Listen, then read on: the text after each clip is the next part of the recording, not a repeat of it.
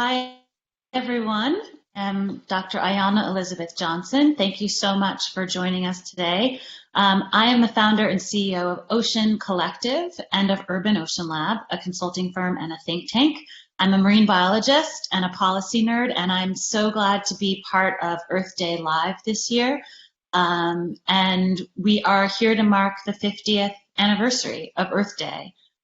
Unfortunately, the reality is we're doing that in the midst of a global pandemic, and that has really made stark these inequalities in our society that are now impossible to ignore. So we're seeing so clearly this urgent need to build a society that is just. And we're in the middle of this alarming wake-up call when it comes to the peril of ignoring science. And a lot of people have been pointing out the parallels with that and the climate crisis. So today, here with Annie Leonard and Gina McCarthy, we're going to use that as a jumping off point to talk about science and public health and the environment and where we go from here. So I'm just going to very briefly introduce Annie is the executive director of Greenpeace USA. Her work is in fighting polluters like the plastics industry and highlighting the need to work across a wide range of movements if we're going to fix our economic and political system. And Gina McCarthy is president and CEO of the NRDC and formerly administrator of the Environmental Protection Agency. And Gina has dedicated her career to putting public health at the forefront of environmental policy. So thank you both for allowing me the opportunity to guide this conversation. Wonderful to be here. So forgive us the awkwardness of doing this digitally where we can't read each other's body language in real time, but I've got a few questions prepared, and the first thing I wanted to say is so it's the 50th anniversary of Earth Day, which is always a day I've been really excited about and looked forward to. And this is a big milestone, 50 years in, but this year it feels really melancholy to me, like we should be further along than we are. So I just wanted to start by asking each of you, what is the significance of this Earth Day for you, this milestone? How are you thinking about it? Well, this is Gina. Why don't I start by, first of all, thanking you, Ayana, for playing this role, but not letting you off the hook to be part of the conversation, because I know you always have such tremendous value. And Annie, thank you. We've been friends for a long time, and I'm really thankful to be here with you and with Ayana, because it's really fun. But first of all, let me tell you that you're not wrong. I think all of us are looking at this wishing that the 50th anniversary came at a better time, came at a time when we could all celebrate success and continue to try to engage people. But at the same time, you know, I'm going first, I think, because I'm the only one that was alive during the first Earth Day. That's depressing, maybe too, for me, but not for you guys. But it really is important, I think, that to listen to people who actually were there and to realize just how discouraging that point in time was. You know, to realize that the world was an entirely different place than what we see today. And it was not a more pleasant place. You know, it was really, the pollution was visible, the indiscipline of human lives at that point, with trash everywhere, with rivers that not just were burning, but in my part of the world, they were running green and yellow depending upon the textile factory. And so I really want people to understand that it was visible then, and we rallied 20 million people to the first Earth Day, which you have to multiply by 10 to get the magnitude of what it might be today, 10 plus. So it would be more than 200, maybe 250 million people in one day. And it really was the start of a powerful movement. And it mattered. It made a Somehow lot of without the change. internet too, all that organizing happened. Exactly. I don't know how that happened, actually. A really big chain letter, maybe. I hope they started really early in the year before to make it happen. But honestly, I don't want to lose the enthusiasm of the work that happened before, just because we continue to be faced with real challenges today. I can't help but be a little bit melancholy because we're facing a pandemic that's making all of us step back and wonder, what is going on now? But at the same time, I think that it has to be another rallying cry. You're right, Ayana. Yeah. It's a slap in the face to tell us that the world isn't where it needs to be, that we are a world, that we have to pay attention to science, that we have to engage, we have to take back our democracy. And we also have to make sure that the world is a better place for everyone, not a select few. And so this may be, I think, an opportunity to turn our melancholy into a little bit of cutting edge anger and a little bit of demand that the world has to be better. And we're not going to stand for it anymore. That's what we did before, and hell, we can do it again. That's what I would like this to be, that kind of a wake-up call. Yeah, that sense of outrage can really fuel a lot of productive activities. So I'll try to channel my melancholy into outrage. Annie, how are you thinking about this Earth Day? Well, what Gina said really resonates. I also recently turned 50 myself, and taking the 50 years is a really important milestone to sort of rethink how things are going. There's just something so significant about it. So for myself, when I turned 50, what I felt like it's time to step it up. And that's when I decided to come back to Greenpeace as the executive director. And I feel like the 50-year milestone for the movement is the same thing. If we look back in those 50 years, we've made enormous progress in many fronts. And there are forests that are still standing and coal plants that don't exist, and a couple of chemicals, not enough, that have been banned because of the environmental movement. But at the same point, what got us here won't get us there. If we do the same amount of work in the same way in the next 50 years, it's toast. So this is a really important milestone for us to step up our activism. And maybe that means more outrage. I think it means more civil disobedience. I feel like in 50 years, we have exhausted all of the polite levers that our democracy has to offer to us. I was very young during the first Earth Day, so I don't remember it. But as I was coming to age, my political mentors were the ones that participated in that first Earth Day. And I think they misled me in a way, because I was trained to think that the truth will set us free. That if we have the good science, if we have the facts, if we have the economic arguments, if we have the technological innovation, then we can make change. And we have all of those things. But the one piece that we missed building as a movement was the power to make it so. So what I want to see us do is step up, throw down bigger than ever, engage in civil disobedience, get to 20 million people. I love that Gina said times 10. I was just going for 20, but let's get to 200 million people. Let's make this a mass movement and move beyond the sharing the facts, because even though that's important, we have to have the truth and the information.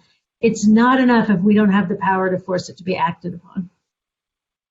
What do you One think, of the Ayana? things that's encouraged me in the last year is just seeing the polling out of the Yale Center for Climate Communication about how Americans, we now have finally a majority of Americans who are not just aware of the climate crisis that we're facing, but who are either concerned or alarmed. And now that we have the vast majority of Americans on board with that, the question is, how do we then welcome them into the climate movement so that we can build it as big and feisty as you described, and make people feel like there's something that they can actually do, because being alarmed is not necessarily an action-oriented feeling.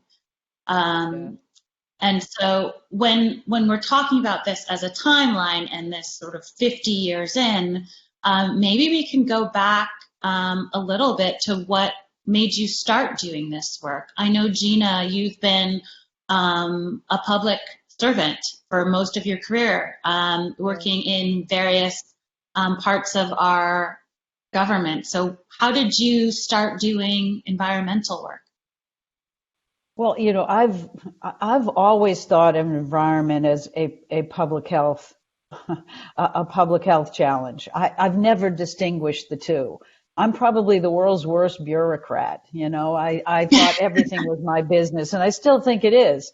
But honestly, I think it began when after graduating, after going to graduate school, I got a degree in environmental engineering, and I got a degree in health planning and policy. And I went to work for community health centers, which serve indigent areas and communities of poverty. And I was in the Providence Health Centers, and if you took a look at who was walking through the doors, which was what I was trying to do, is build some momentum for prevention instead of just care. They were walking through the door. They weren't having problems because of a genetic problem.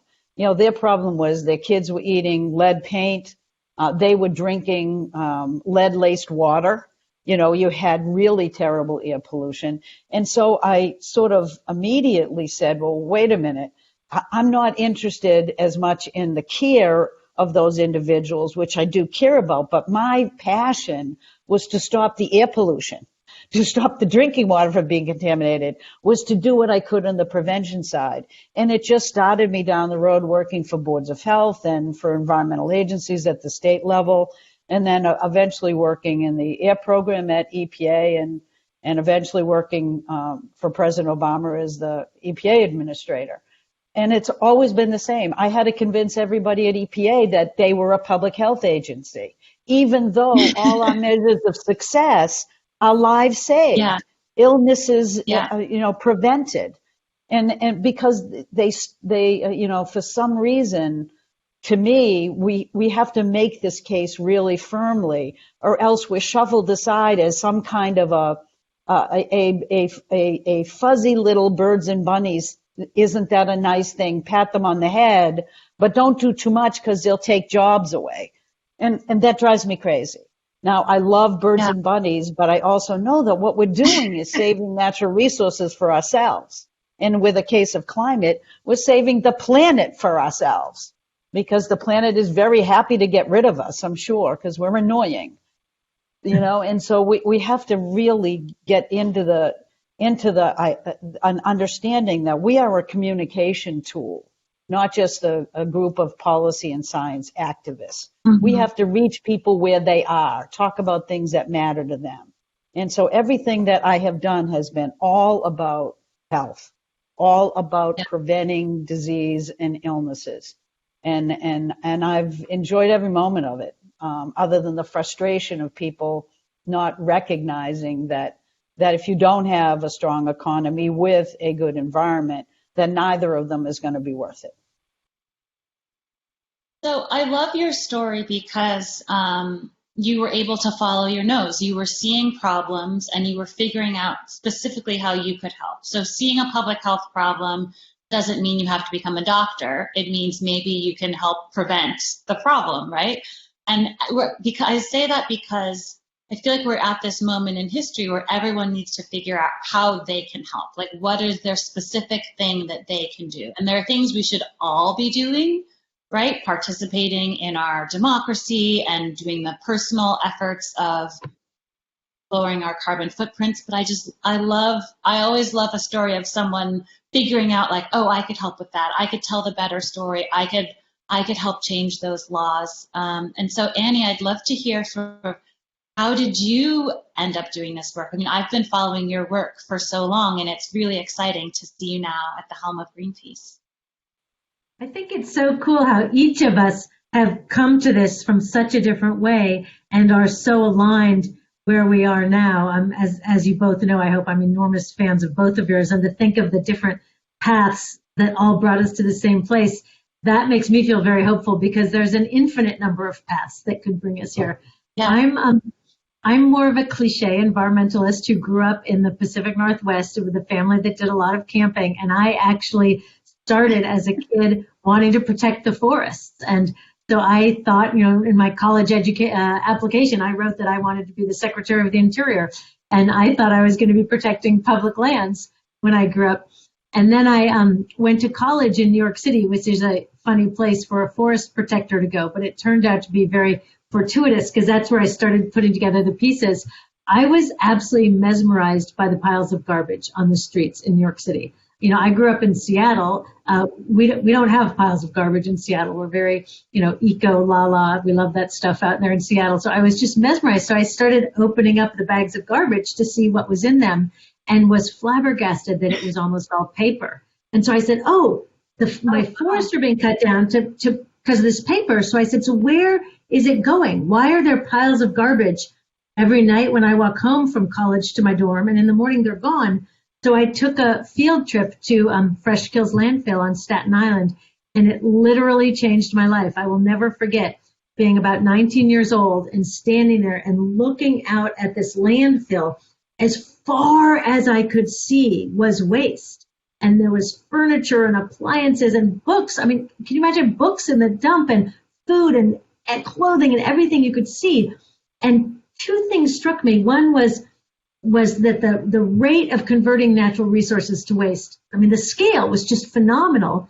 And the second thing is I said, and how did I not know this until I was 19? How has this been kept out of sight and out of mind?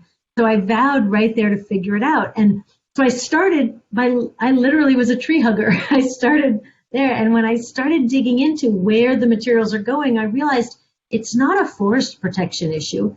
It's a racial justice issue because this stuff is going to low-income and communities of color. It's a global north-south issue because this waste is being exported overseas. It's a health issue because people at the production and the disposal end, as well as the consumption end, are getting contaminated with health. It's an economic issue because our economy is set up to facilitate waste. So I came from literally hugging trees to realizing we need a transformation of our total global economy and cultural norms. That's my path here. And what about yours, Ayana? I grew up in Brooklyn, but I never opened anyone else's trash. It's fascinating. When I go to a new town, first thing I do is go to the dump. Oh, it's fascinating. Yeah, it's a really interesting way. I definitely was the kid who insisted on recycling. And when New York City started recycling, it was kind of a sham. They had the bins, but it wasn't actually going in the right places yet. So my mother humored me. That was my first environmental campaign was family level recycling. And I wanted to be a park ranger in high school. That was my dream job. I was obviously getting paid to walk around the forest is the best job anyone could possibly have. But I think just like you described, there's this moment when you understand that everything's connected. And for me, that was I wanted to be a marine biologist, my first dream job. Then I wanted to be the lawyer that got the next Martin Luther King out of jail, very specific. But I understood there was a legal civil rights component that was important. And then I wanted to be a park ranger. And then I wanted to be an environmental lawyer. And then I realized that if you do all those things at once, that's conservation, that's environmental science and policy, and that it's this crazy puzzle, right? So what each of you are describing is figuring out how that puzzle fits together and which pieces you're going to be the one to move. And so I guess the things that are happening right now, around science and policy and activism, what do you see as the most productive intersections of those things? How should we be joining forces between these different key elements? Gina, do you want to? Go ahead, Gina. Yeah. Go ahead, Annie. You go first. I was just going to say that I think that what's needed is an ecosystem of resistance here. And what the right place to apply pressure depends on the person. One of the good things about such an all-pervasive systemic problem is there are thousands of ways to intervene. And we should plug in, as you were just saying, to find our path, we should plug in a way that's a right fit for our skills and our interests. And some people might want to be doing cutting edge research about new coral reefs that have never been discovered. And other people might want to be lobbying on Capitol Hill. And other people might want to be getting arrested on Capitol Hill. doing climate protests. Like there really is a space for everybody. So I think we need all of it. Gina, what are you seeing as far as like science and policy and activism and like where we need them to mash up? Well, I mean, can I just ask one question as to why you didn't even mention oceans when you actually described all your interests? How did you get to be where you are now? I mean, I think so many kids want to be a marine biologist. When the first time they see the ocean, they're like, "This is my job now. What is that job called? Okay, I'm a marine biologist."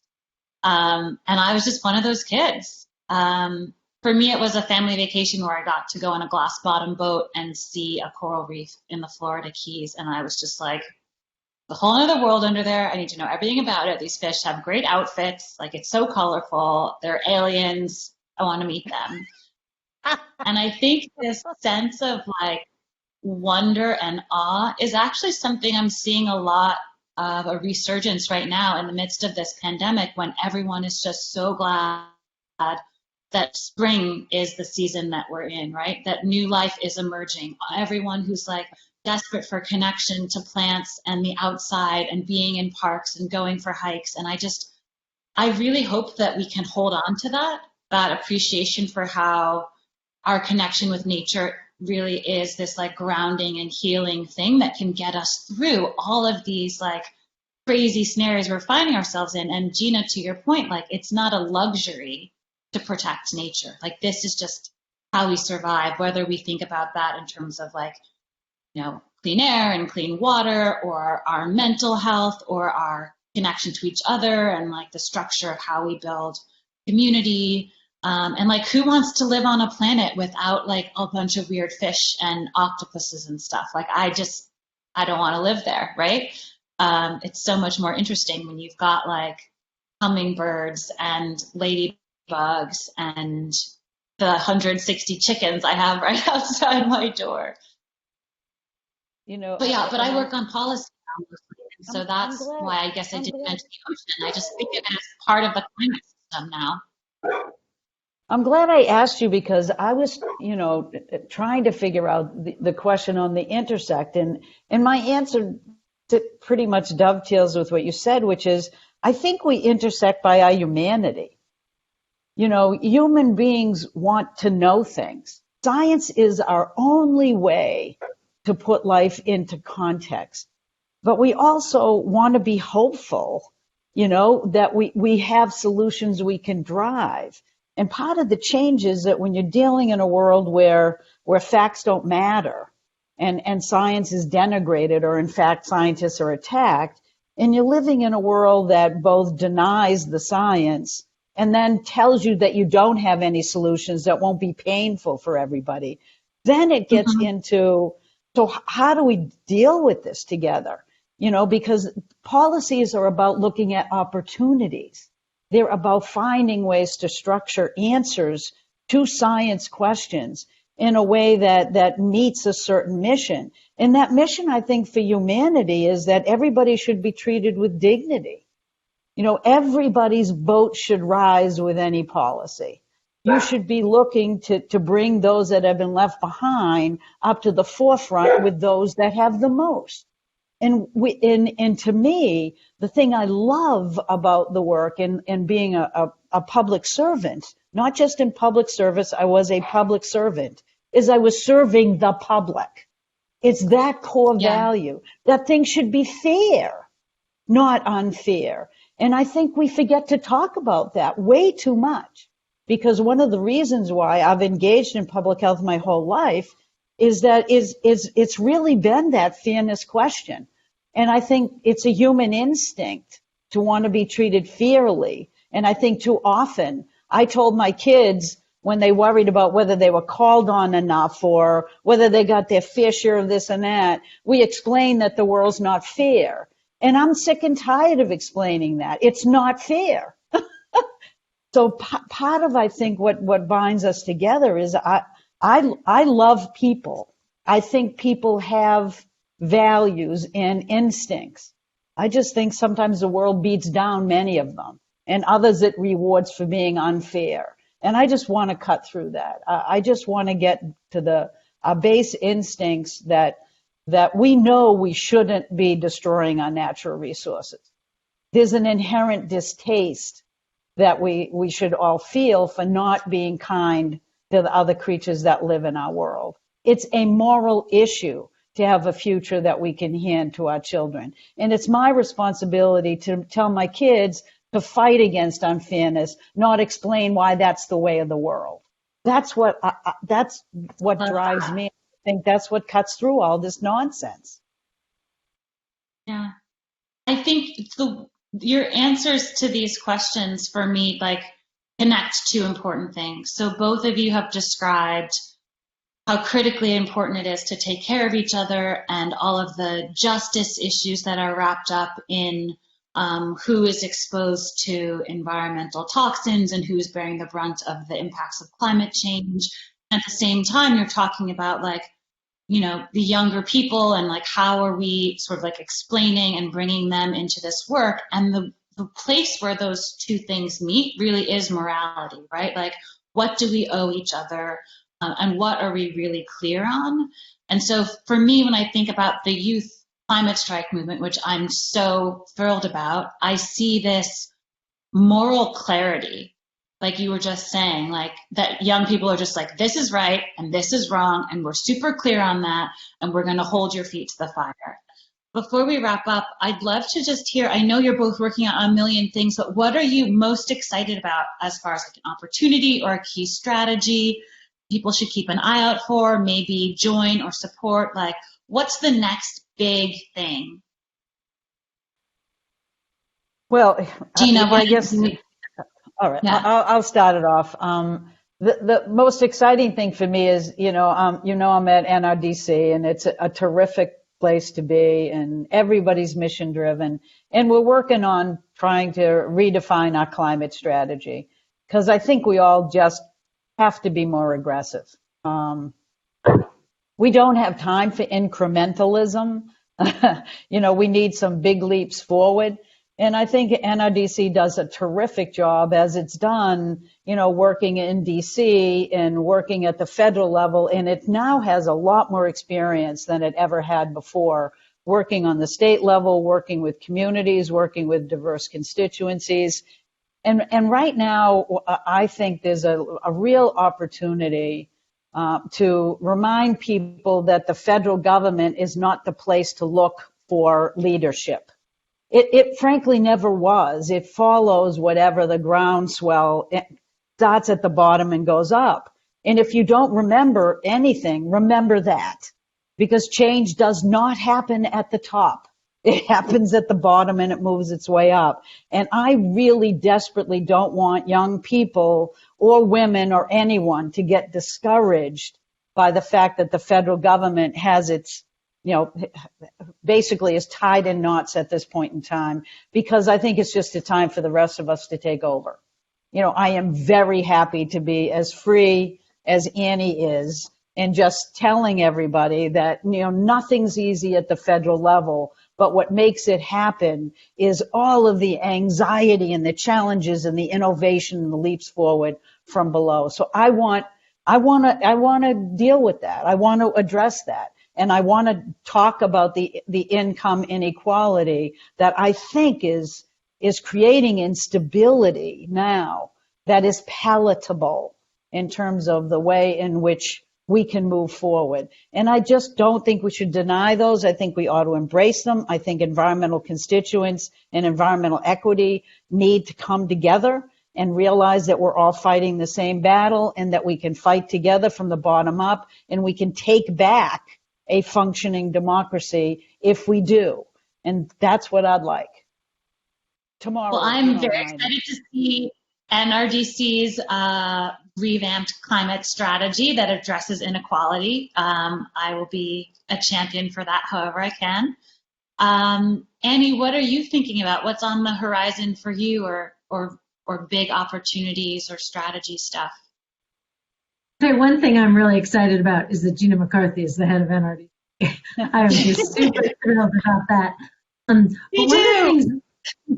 One of the things that we're looking at Greenpeace right now is the incredible opportunity of the massive government stimulus that's happening around COVID. As Gina mentioned earlier, for decades, we have been saying we need to transition to a clean energy economy in a way that takes care of workers and communities through a just transition. And we got the same narrative all the time is there's no money for that. Slow down. People won't change. We can't afford that. That's too expensive. Turns out there is actually money available, and the government is now pouring trillions of dollars into the economy. We have a once-in-a-lifetime opportunity right now to either let that money be a perpetuation of the business as usual that got us into these messes, or be a down payment on a sustainable, equitable society going forward. I mean, to imagine this level of public money infusion, this is our moment, and we need to all rally like crazy around getting a green stimulus and a people's bailout to make sure that this money works to build a better future. And we're very concerned about the fossil fuel bailout. We know that President Trump has promised over and over to support fossil fuel companies that were tanking long before COVID, and that he had a meeting recently with 7 CEOs. And while we don't know what happened in that meeting, he did say afterwards that they left the room happy. It will be a moral and scientific outrage if $1 of public money goes to prop up those failed industries that are driving the climate crisis, that lied to the public, that misled us, that hid the science. This is not the time to be propping them up. It is the time to be funding that transition. And we won't see another time anytime soon where trillions of dollars are going into the public economy. So this is our moment. Hey, Yeah. I love to think about that. Yeah, Gina, go ahead. I just want to interject one more thing is that, and that is that, you know, the COVID-19 should be a real wake-up call. You know, I'm with Annie. We're working on the stimulus. And honestly, if we spend all this trillion just to go backwards, I mean, we're talking about just a burden that is too big for us to try to recoup. We cannot let that happen. But the big thing that COVID-19 did for that I think is very, very helpful is that it brought into stark relief the fact that pollution and illnesses and climate all impact communities of color and low-income communities in a way that does not impact any other population set. It is the numbers are extreme about what's happening with COVID-19 and what the amount of African Americans that are dying at ridiculous rates, totally way higher than the population breakdown should indicate in Chicago. You've got everybody in Louisiana wondering for the first time why so many African American and Latinos are dying from pollution, from COVID-19. Well, they've been, breathing air pollution for decades. Have they not looked at that lately? And Harvard did a study that showed that it's pretty consistent as to where air pollution exists. They have the predisposition to lung problems that is making people not be able to have a fighting chance against COVID-19. We should not leave this pandemic without a stark reality and underlining these things over and over and over. It's amazing to me that we've struggled so long to make this point, and people are yet usually surprised like it's some kind of a fluke. And it's not. Yeah. It has been what we've seen over and over and over. And we can't let it go. I couldn't let the whole discussion go without just making that point, because that's why you don't do a stimulus that goes backwards. That's why you do a stimulus that is people focused on the communities left behind and the future, which is clean energy. And if you don't, you are not doing anything to address the democratic stalemate that we find ourselves in today. So that's what we have to fight for. Yeah. Thank you, Gina. I think it is this big opportunity, right? We have this excruciating moment in human history, and we have this opportunity to think about, how we want to rebuild and how we want to invest and how we want to use this moment to create the world we want to live in, the sustainable, clean energy, renewable, green jobs, healthy ecosystems world. And so that's something that each of us have been working on our different ways. I know that the climate advisors to most of the Democratic presidential campaigns came together to write a letter to Congress about the green stimulus and lay out ideas. There's been a bunch of different versions of this. So I'm hoping that from what you said, just the importance of putting pressure on our democratic systems, that this is the push that we're seeing, and everyone can find their angle and their way that they can be part of pushing that forward, this transformation that we're all. So with that, I'll just say happy Earth Day, and thank you, Gina and Annie, for this amazing and insightful conversation, and to the U.S. Climate Strike Coalition, led by these youth-led climate organizations, for organizing Earth Day Live. And I hope everyone who's been watching is as motivated as I am now to continue this fight. So thank you, thank you, thank you. Onwards. Thank you. Thanks, guys. It's been fun. Bye.